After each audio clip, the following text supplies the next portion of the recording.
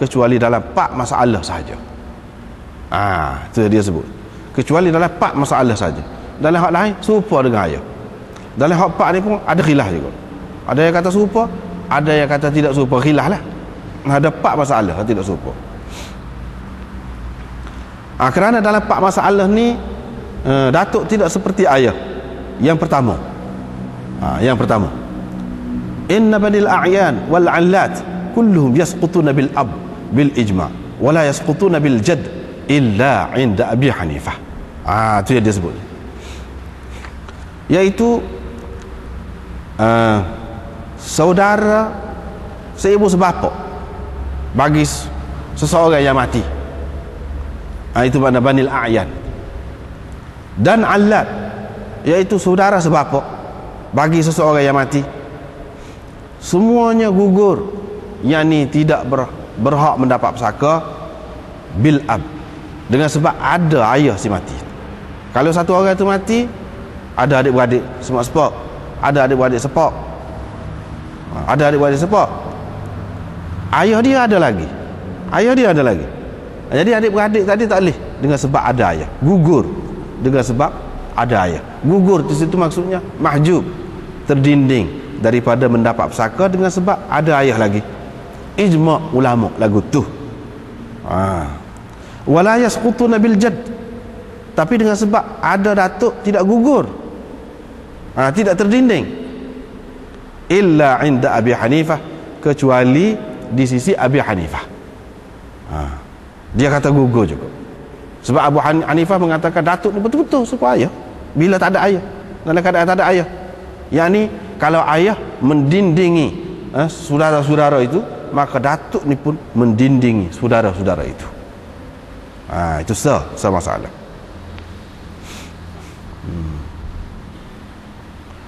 Yang kedua, yakni ibu bersama dengan salah seorang suami isteri,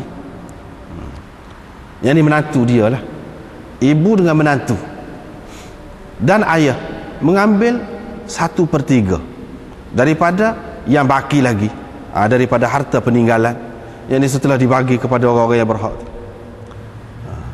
Itu kalau dengan ayah, maknanya ibu, katakanlah seorang itu mati, dia meninggalkan isteri dia, dia ada mak, dia ada ayah juga, si mati itu.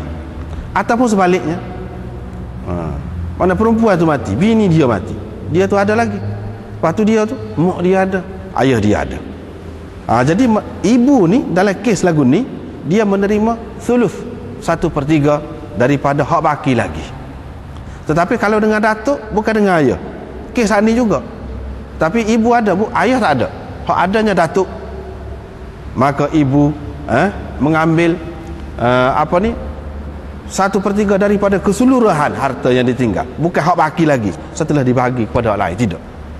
Itu masalah, 2 masalah, bezalah tu. Mana kedudukan datuk tu nampak rendah sikit. Yang ketiga, ibu kepada ayah dan ke atas, wa in alat, mana setinggi mana ibu pada ibu pada kalau ada lagi lah, mana kalau ada lagi, walaupun jarang dah nak ada tu 2-3 lapis pun tak ada dah.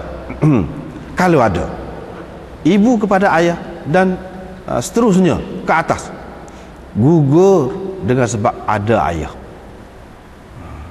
Ibu kepada ayah, yakni nenek lah. Kalau seseorang tu mati, ayah dia ada lagi, dia ada nenek boleh ke tidak? Dalam keadaan ada ayah, tak ada boleh, gugur dengan sebab ada ayah. Tetapi tidak gugur dengan sebab ada datuk. Jadi kalau seorang tu mati, ayah dia tak ada dah, tok dia ada lagi, nenek dia pun ada, nenek tu tak boleh langsung ke? Tak boleh juga. Itu cerita. Itu makna tidak gugur dengan sebab datuk, tapi kalau dengan sebab ayah, gugur. Itu masalah yang ketiga. Ada masalah yang keempat, dia berkait, situ ada sebut tu, situ tu berkait dengan hamba-hamba ni, masalah orang yang dimerdekakan, mu'tak dengan mu'tik, apa tu tak berapa, tak ada lah di kalangan kita sekarang ni. Situ pun ada beza juga. Itu nak ceritanya secara ringkas. Jadi hak lain-lain selain daripada 4 masalah ni, datuk serupa dengan ayah juga kedudukannya dalam masalah pusaka. Baik, selepas tu Imam Bukhari mari hadis Ibn Abbas, alhiqul faraid bi ahli. Berkali-kali Imam Bukhari mari hadis ini. Maknanya dia nak cerita penting hadis ini dalam bab pusaka ni. Ini salah satu asas dalam masalah pembahagian pusaka. Yang ni kena bagi kepada orang-orang yang telah disebut oleh Allah dalam Quran tu dulu. Hak tu dulu. Kena bagi kepada hak tu dulu. Hak disebut dalam Quran. Misalnya kalau isteri mati, suami ada bahagian disebut dalam Quran. Suami mati, isteri ada bahagian disebut dalam Quran. Kalau seseorang itu mati, ibu bapa dia ada disebut dalam Quran. Kena utamakan hak tu. Kena utamakan hak tu. Orang kita panggil dalam istilah kita dia panggil kepala mayat ke apa. Tapi anak tak kenal lah guna istilah tu. Tak usah guna lah. Maknanya orang yang mesti boleh. Maknanya bila seseorang tu mati, katakanlah suami mati, bini, itu dia panggil kepala mayat. Ataupun sebaliknya, kepala mayat dia panggil. Ini supaya tongkat ali jugalah. Supaya tongkat ali juga. Tak usah guna lah. Dalam istilah tu tak ada kepala-kepala mayat tu. Dalam asal lah Arab tu tak ada. Ketentuan lah. Ashabul faraid ataupun ashabul furud gitu.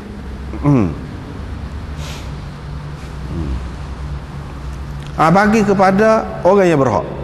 Orang yang berhak seperti yang disebutkan dalam Quran itu. Fama baqiya fali aula rajulin dzakarin. Selebihnya adalah untuk orang lelaki yang paling dekat. Kalau dalam kitab kita ni cuba tengok nombor 3, hasyiah nombor 3. Tujuan Imam Bukhari buat mari pula hadis ni sini. Padahal mari dah sebelum pada ni dia kata.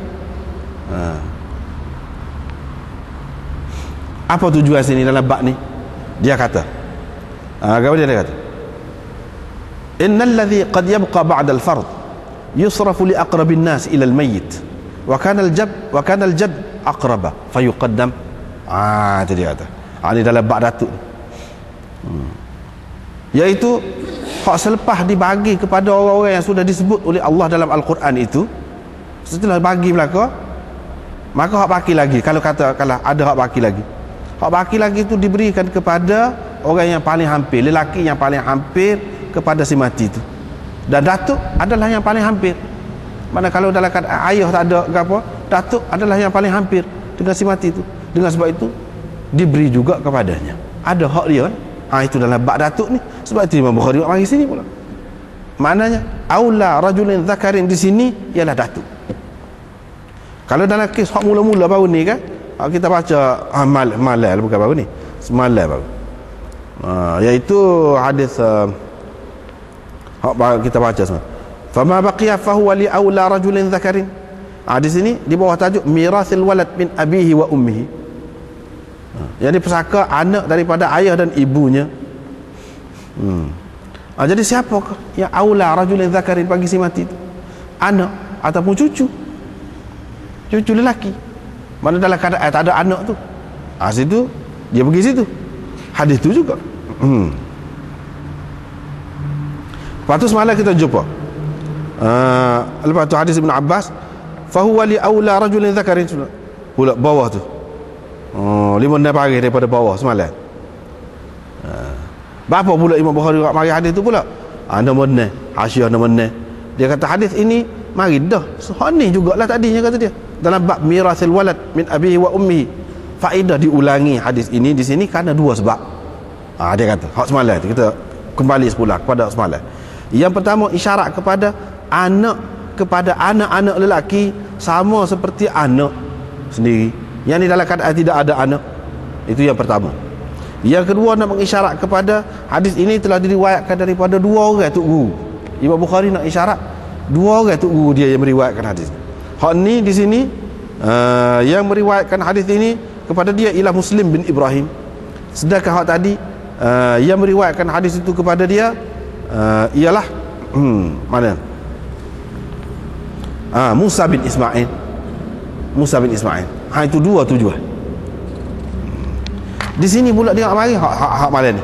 Dia mari dia nak cerita aula rajulin dzakari di sini ialah datuk.